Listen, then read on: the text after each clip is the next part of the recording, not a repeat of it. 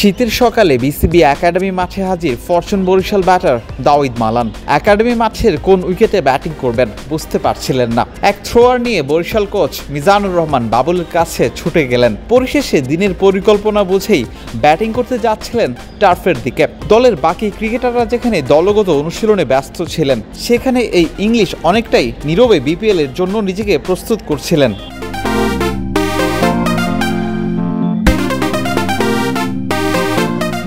থ্রোয়ারের বোলিংয়ে শর্টস খেলার পর নিজেই আবার বল কুড়িয়ে দিচ্ছিলেন, নেটে খুঁজছিলেন বল, ঠিক যেন বরিশালের সেরা একাদশে জায়গা না পাওয়ার মতোই নিজেকে হারিয়ে খোঁজা।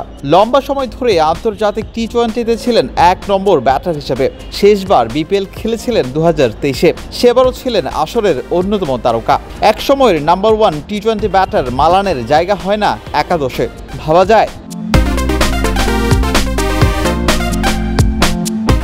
ডিফেন্ডিং চ্যাম্পিয়নদের দলে তারকার অভাব নেই। কাকে রেখে কাকে খেলাবে তামিম ইকবালের বরিশাল। তাই মালানের মতো ক্রিকেটারকে বসে থাকতে হয় ডাগ আউটে। একটা সময় বিপিএল আর ডিপিএল দিয়েই মালানের সুযোগ মিলে 3 লায়ন্স ডেরায়। 37 বছর বয়সী মালান নিজেই সেটি স্বীকার করেছিলেন। বিপিএল ঢাকা লিগের অবদান ছিল তার ক্যারিয়ার জুড়ে।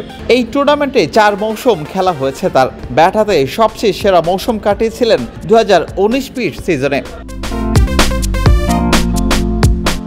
এ পর্যন্ত 28 ম্যাচ খেলে রান করেছিলেন 869।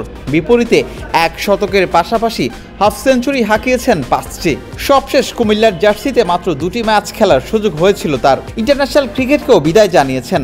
ফ্র্যাঞ্চাইজি ক্রিকেটে সময় দিতে পারবেন এখন। বুধবার বিগ ম্যাচে মাঠে নামছে বরিশাল। প্রতিপক্ষ টেবিল টপার রংপুর রাইডার্স। এক ম্যাচে জয় নিয়ে বেশ ছন্দেই আছে দলটি। রংপুরের বিপক্ষে দেখার অপেক্ষায় সেরা একাদশে জায়গা পান কিনা Malan. Mirpur Sher-e-Bangla national cricket stadium থেকে বিলাল হোসেন শিমুল, ক্রিকেট 97।